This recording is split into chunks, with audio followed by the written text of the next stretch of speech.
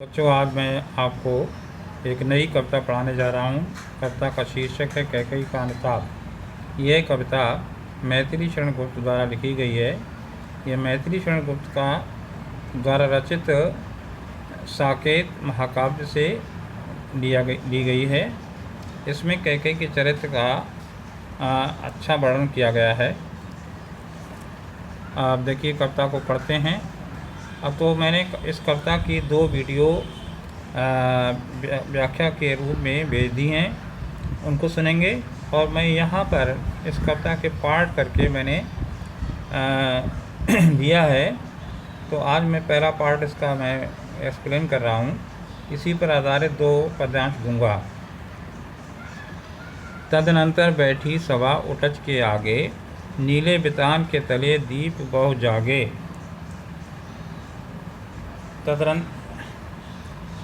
टकटकी लगाए नयन सुरों के थे वे, प्रणाम उत्सुक उन भयातुरों के थे वे। अब देखिए,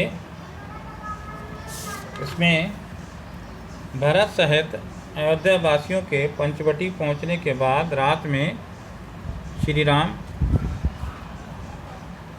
की कुटिया के सामने सभा बैठाई गई, जिसे देख ऐसा आभास हो रहा था कि मानो आकाश रूपी मंडप के नीचे बहुत से तारे रूपी दीपक जगमगा रहे हों।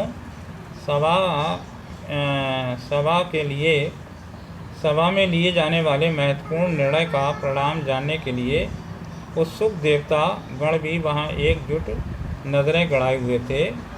सभी इस बात को लेकर भयभीत थे कि कहीं भरत के आगमन का श्री राम कुछ और ही अर्थ निकाल कर कोई कठोर निर्णय न कर लें। आगे, वह चंद्रलोक था कहाँ चांदनी जैसी, प्रभु बोले गिरा गंभीर नीर नृत्य जैसी।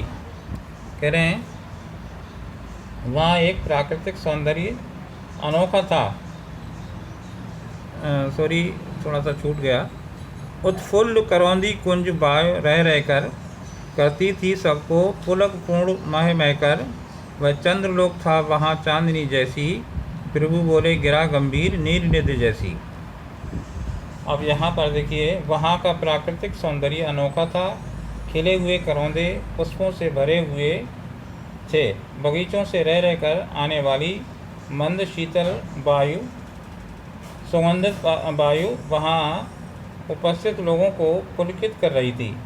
वहाँ ऐसी मनोहर चांदनी छटक रही थी जिसका अन्यत्र मिलना कठिन था।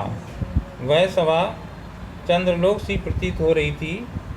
अलौकिक दृश्यों से परिपूर्ण उस शांत सभा में श्री राम ने सागर जैसी अति गंभीर स्वर में बोलना आरंभ किया। अब आगे देखें।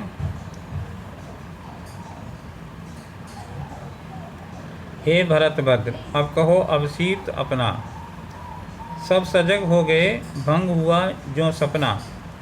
अब श्री रामचंद्र जी भरत से को संबोधित करते हुए कहते हैं कि हे भरत,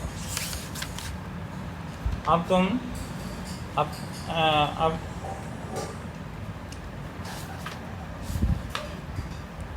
हे भरत, अपनी मनोकामना बताओ।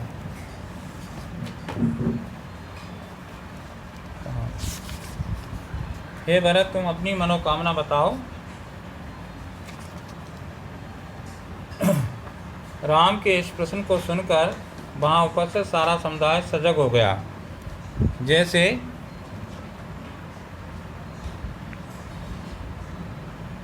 सब स्वप्न देखते जागे हों। अब आगे, हे आरी रहा क्या भरत, अब सीत अब भी मिल गया कंटक राज उसे जब तब भी, पाया तुमने तर तले अनन्य बसेरा, रह गया अब सीत शेष तदाप क्या मेरा। अब देखिए, इसका अर्थ है, भरत भावुकता के साथ कहते हैं, हे श्रेष्ठ राम, मेरी कोई भी मनोकामना शेष नहीं रही।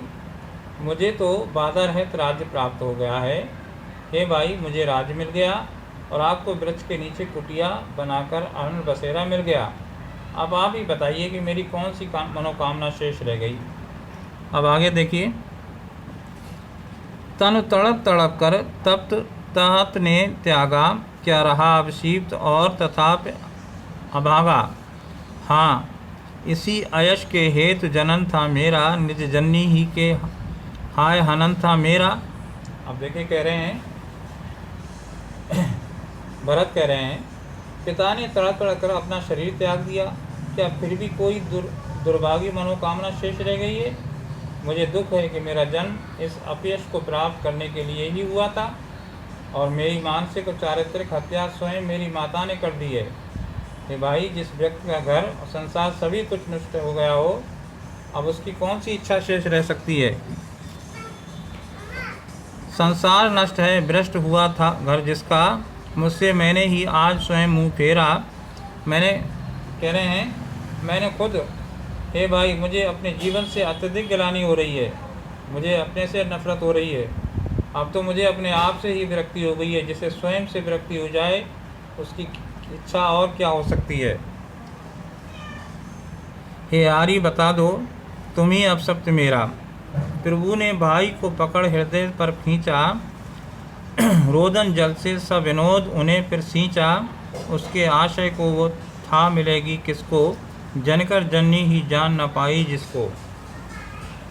भरत के इन वचनों को सुनकर श्री राम ने गदगद होकर भरत को खींचकर अपने हृदय से लगा लिया और अपने आंसू भरत पर बरसाते हुए कहा कि जिसके उच्च भावों की गहराई का अनुमान स्वयं जन्म देने वाली माता तक न कर पाई, उसके हृदय की था किसी दूसरे को कैसे मिल सकती है। अब मैं पद्यांश कराऊंगा।